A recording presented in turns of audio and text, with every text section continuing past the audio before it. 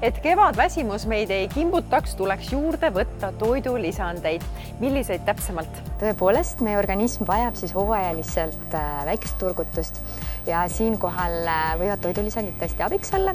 Mina soovitaksin väga Lambertsi toidulisandeid. Kõik toidulisandid toodetakse siis vastavalt ravimistandarditele. Ta on hästi puhtad, kliinilised ja kvaliteetsed. Mida võiks tarvitada sellisel kevadhooajal, kus organismi kimbutab väsimus, võib-olla kurnatus, siis kindlasti on B-vitamiinid väga heaks abimeheks, et nii üksik B-vitamiinid kui ka kompleks. Kompleks selles suhtes, et seal on kõik üksik B-vitamiinid ära toodud ja just toimivad üle närvisüsteemi ja annavad sellise väikse energiasööstu. Veel lisaks võib olla magneesium, juba tuntud abimees meile, samuti väsimuse puhul väga hea.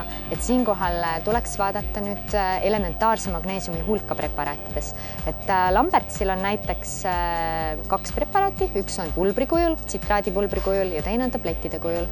Et kes tahab sellist kiiret toimet ja ütleme sportimise jooksul just, et on väga hea pulber vees ära lahustada, väga mõnusa tsitruse maitsega ja toimib väga kiiresti.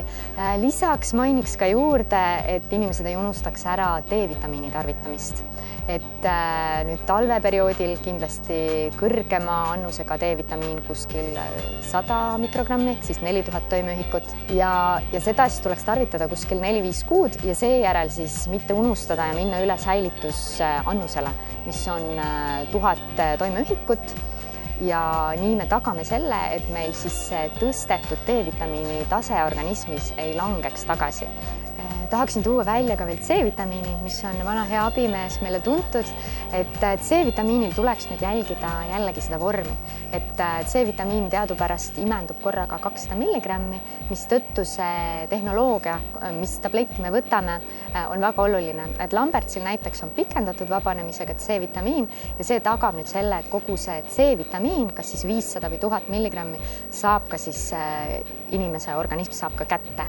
Et see imendub siis 6-8 tunni jooksul ja kindlasti on ka leebem maale. Mida lapsed võiksid toidulisanditest juurde võtta just praegusel hooajal?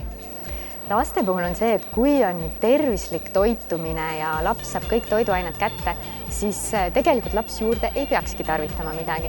Küll, aga loomulikult on ju lastel samamoodi kevadväsimus peal, et siis võiks turgutada näiteks omega-3-ga, mis on spetsiaalselt lastele mõeldud. Lambertsil on närimiskapslid lastele, omega-3 närimiskapslid ja need on tõesti imemaitsvad, sest et kalamaitset ei ole ja see on lastele väga oluline.